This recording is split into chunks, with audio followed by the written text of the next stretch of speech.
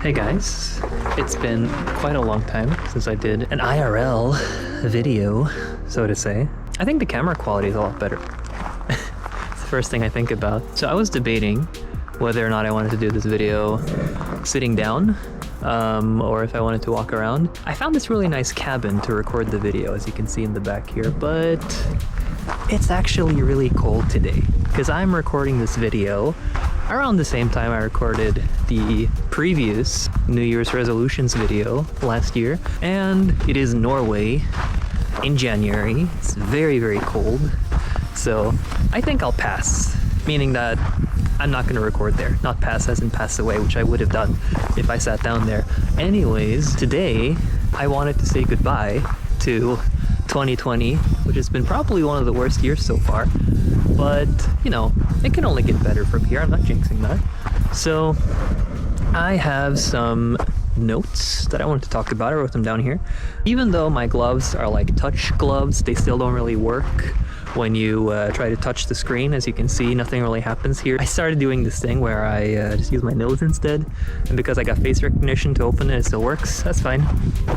Anyways, though, so first thing I want to do is I want to talk about the resolutions I made in 2020, or in 2019, I guess, the start of 2020. And I want to see, like, what happened to that. So first of all, I said that I was going to study for the JLPT N1, which is the highest level of the Japanese language proficiency test. I did study for it. I did sign up for the test, but I decided not to take it because I would have to travel for about 10 or 12 hours to get there from where I am now. And it's not the worst. Last time I had to travel to a different country, but it still is kind of nah.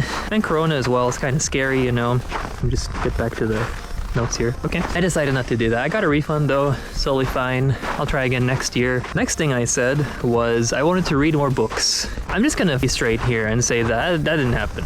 I didn't read many books. I said I wanted to read War on People by Andrew Yang. I didn't read that. I guess I'll read it this year. I wanted to read something else. I don't remember.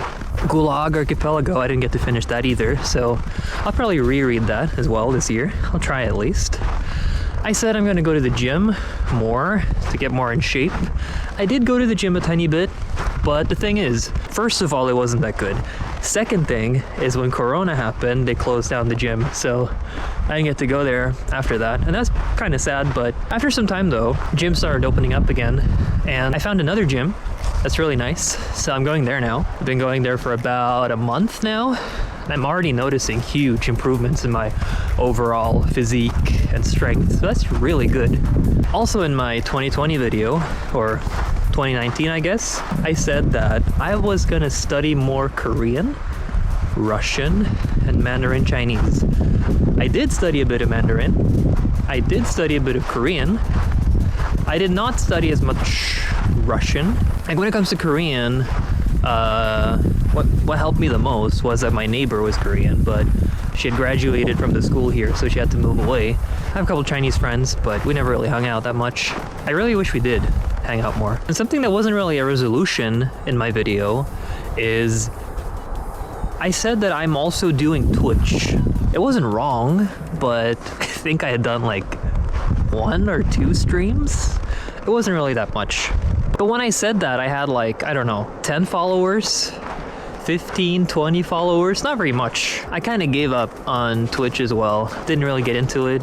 But later, around October, I kind of restarted my Twitch career. I rebranded everything I had on Twitch, and I saw quite a lot of growth that I didn't expect at all.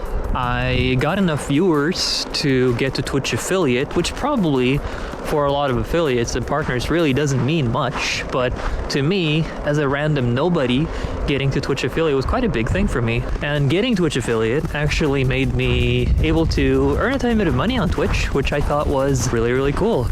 I did also, in the past, have a tiny bit of ad revenue on YouTube when I was still a YouTube partner. In addition to starting Twitch, I also started up a Discord server, which is kind of tied to this YouTube channel. It's also tied to the Twitch channel. And with that, I also made a website called n3.io. On the website, I post kind of small articles about social media, creativity, mental health, games, etc. That's going to be a big thing in 2021. We're going to work way more on that. Also, the Discord server tied to that, kind of a nexus to get together and work on ourselves and really grow as people in 2021. Next thing that happened in 2020 is we got a cat. Her name's Pixel. She's really nice. She's the best cat ever, really. There was a lot of like good things, some bad things that happened too. She had a surgery because we had her neutered, sterilized, and after the surgery there were a few complications, nothing too serious, but we ended up having to go back to the vet about 3 times, I think, and in the end everything worked out. But it was really scary. I don't want to go into too many details because it was a bit nasty. Also, kind of related to that, maybe the reason why you clicked on this video, maybe it sounds a bit stupid, but I did almost die in 2020. It's not really a joke, or it's not really a clickbait in that sense. It wasn't COVID. It was around probably June, July, maybe August. I don't remember. It was like half a year ago. So what had happened is I had gotten sick. And it was getting really bad. I was coughing a lot, dry cough, really bad. I had problems breathing. I had to like go to the doctor and get some like cough syrup. I also got some spray that you can inhale to clear up your lungs as well if you're struggling to breathe. It was pretty bad, but it got worse to the point where I had to take the cough syrup and I had to use that spray like a couple times a day. And there was one time when I ran out and I didn't have any, and in the middle of the night I woke up, I was almost like choking, like I couldn't breathe at all. It's not like I was like, oh, that's kind of annoying. It was like I woke up my wife and I was like, help, like I need help now. So I called the emergency unit that we have in my city here, and I told them like, guys, I cannot breathe, like I need help now. What do I do? Kind of sad, to be honest, because they didn't really take me seriously at all. They were like, do you have COVID? And I was like, no, I don't. And they were like, have you taken the COVID test? And I was like, yes, I've taken one and I don't have COVID. And they were like, okay, do you think you can wait until morning? And I was like, no, I'm dying. I need help. I can't breathe. And they were like, okay, can you come over to our place? And I was like, I don't have a car, so I can't really walk there because it's 20 minutes away. I don't know what's gonna happen, like, on my way there. And they were like, well, do you know anyone that could drive you? And I was like, I don't know that many people that have a car. I don't know what to do. Guys, what'd I do? Like, I was panicking. I was really scared. I was scared for my life. I thought this might be my last night ever. You're probably sitting there cringing on the other side of the screen. But I really, really was scared for my fucking life. The first 16 or 17 years of my life, I had really, really bad asthma. I didn't even need to jog. Like, if I just walked really fast for a couple of minutes, I would just get really like, and I couldn't breathe at all. If I jogged, it was even worse. If I jogged, I would like almost collapse because it was really bad. Like I said, the first 16 or like 18 years of my life, I had really severe asthma. Luckily, I got over most of it, and nowadays I don't really have it anymore, which I'm super happy about. But when I had this stuff going on, that was like 10 times worse than my asthma has ever been my whole life. So it turned out though, at the end, they didn't really want to do anything. It was at the point where you should send an ambulance because the person might die. They didn't do that. So what happened in the end is my wife actually, she hopped on the bike and just biked down there, picked up some medicines for me, and came back. And after taking them, I was somewhat able to continue breathing. I think I lived like that for like a month or so. After some time, it did get better, fully recovered now. I had to take 2 COVID tests. They were both negative, which is why probably no one took me seriously. But I did go to the doctor in the end to take a different type of test that also included a COVID test, so I guess 3 COVID tests. We figured out that apparently I had mononucleosis, some virus stuff, and some bacteria at the same time. So it's like 3 different diseases on top of each other. And also, the reason why it's connected to Pixel is that I also found out that I have cat allergy on top of all of that. That was like 4 things weighing me down all at once. I did survive though. Later, after I got a lot better, I found out that my cat allergy actually isn't that bad. I can live with Pixel now, it's totally fine. Also in 2020, I started doing a bachelor in, technically it's linguistics, but the actual name of the course is Nordic Language and Literature. It's been fun. But basically all of the courses, all of the subjects, everything is just online.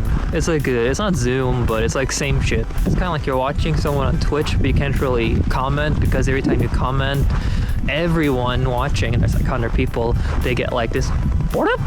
And it's really annoying. You can't really chat about anything. You don't really feel like you're being listened to or anything. It just feels very emotionless. It feels very sad. Other things that happened in 2020, I started a podcast. It's called Mirai Podcast. Mirai means future in Japanese. I think the last episode we did was a couple of months ago. We're definitely going to record way more episodes in 2021, so stay tuned for that. As you've probably noticed, I also got a dedicated camera for recording YouTube videos. See, I can have my phone here now. And hey, it's pretty cool. And also, one thing that I'm kind of embarrassed about, I wasn't really sure if I was gonna say this here in the video. I've been using Cubase for a very long time to record and produce my music. But the thing is, back when I started using it, I didn't really have any money to spend on buying the program. I kept using a cracked, pirated version that I downloaded on, I don't know, Pirate Bay or something. I downloaded that in like 2009, a really long time ago. I did try out a tiny bit of Pro Tools. I tried out a tiny bit of Logic as well, but Cubase has always been my go-to digital audio workstation. I really love it. Got a lot of cool features. It's really nice and easy to use, easy to get into. I didn't really like that Pro Tools is really hard to use. And so the thing is, I kept using Cubase. What is this? Found some kind of tiny little cabin. I tried Logic, I tried Pro Tools. I just prefer Cubase, so I kept using that more than 10 years now. At some point, I thought to myself, they deserve my money. I upgraded from a pirated Cubase 5 to a Cubase 11, and it is so much better, and I just feel better about myself. I want to finish off the video though with my plans or resolutions, goals. So in 2021, first of all, there's going to be a lot more videos on this channel. We're going to do a lot more language stuff. Going to start some Japanese courses, Norwegian courses.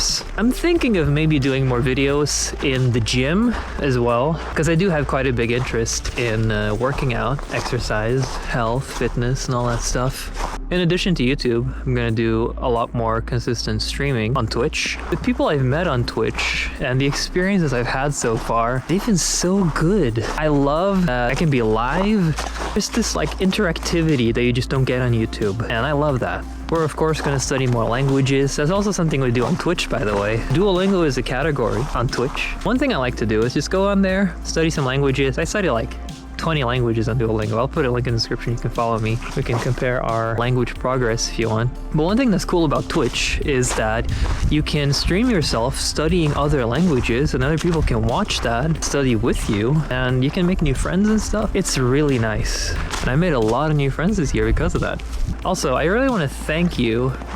I don't care if you've been watching my videos for a long time or if you just started watching right now, but without you, I wouldn't be doing any of this. For the people that have been watching my channel for a long time, you might know that in the beginning, like very far back, I was only doing music. I don't think it's like an announcement or anything, but this year, we're gonna embrace music. Music's gonna be a much bigger thing on my channel.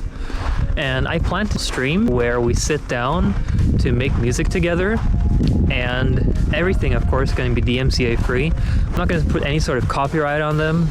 Grab all the songs that we make together and you can use them for yourself in your videos, in your streams, whatever. Seeing all these DMCA issues on YouTube and Twitch nowadays, I think it's time we take a step. I think it's time that we sit down and work on a better system. I want to make music that you don't have to be afraid to use. And when it comes to languages, for 2021, I'm going to focus way more on speaking languages because I am very good at sitting down and learning the theory of a language. I'm very good at repeating vocabulary to myself, but I'm not very good at speaking all these languages that I've studied. I don't know how long this video is going to be when it's edited down, but Right now, I'm looking at the timer here. It says like 49 minutes. Been walking around in the icy cold mountains of Norway for an hour. But to finish off the video, there's a few people I really want to thank. Obviously, there's a lot of people that I'm really grateful for. Like all my subscribers on YouTube, all my subscribers and followers on Twitch, all the people in the N3 Discord.